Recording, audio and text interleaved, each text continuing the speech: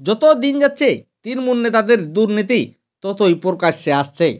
আর এবার এমন এক তৃণমূলের দুর্নীতির সামনে এলো যা দেখে কিন্তু আপনারও চোখ কপালে উঠে যাবে। এবার সধবা মহিলাকে বিধবা সাজিয়ে ভাতার ব্যবস্থা তৃণমূল নেতার, আর এতেই এবার শোরগোল পড়ে গেল রাজ্য রাজনীতিতে। হতে চাইছিলেন ঘরের লক্ষ্মী, কিন্তু অজান্তেই হয়ে গেলেন বিধবা। এবার ভাতা পেয়ে সংকটে গৃহবধূ, জমে পুলিশে এবার টানাটানি। নদিয়ার শান্তিপুর পুরসভার ২১ নম্বর ওয়ার্ডের বাসিন্দা শেফালিতে বেশ কয়েক বছর আগে বিয়ে হয়েছেন তার। তাছাড়া স্বামীও বেঁচে আছেন, অথচ প্রায় ২৭ মাস ধরে সেই বধূই কিনা বিধবার ভাতার উপভোক্তা। কোনো কারণে শেফালি দেবীর অ্যাকাউন্টে কয়েক মাস টাকা ঢোকেনি। কেন বন্ধ হলো আর সেটা জানতেই বিডিও অফিসে আসেন শেফালি দেবী।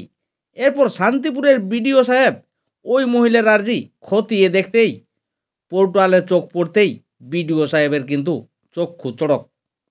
শেফালি দেবীর স্মৃতিতে সিঁদুর, হাতে শাখা পোলা, দিব্যি এক সধবা মহিলা, অথচ তিনি এসছেন বিধবা ভাতা বন্ধ হয়ে যাওয়ার অভিযোগ জানাতে।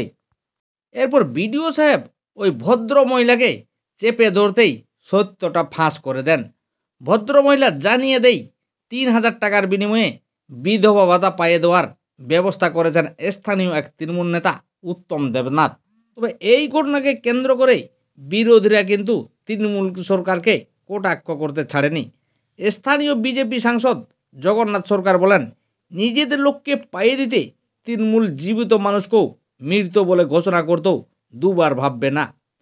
তৃণমূল কর্মীরা ভাতা দেওয়ার প্রতিশ্রুতি দিয়ে আগে থেকেই লোকের কাছে টাকা নিচ্ছেন, তারপর মরিয়া হয়ে এক প্রকল্পের জায়গায় অন্য প্রকল্পের টাকা পাওয়ার ব্যবস্থা করছেন। এটাই কিন্তু চলছে রাজ্য জুড়ে। যদিও শেষমেশ ওই ভদ্র মহিলার নামে সরকারি প্রকল্পের অপব্যবহারে শান্তিপুরের বিডিও সাহেব শান্তিপুর থানায় অভিযোগ করেন।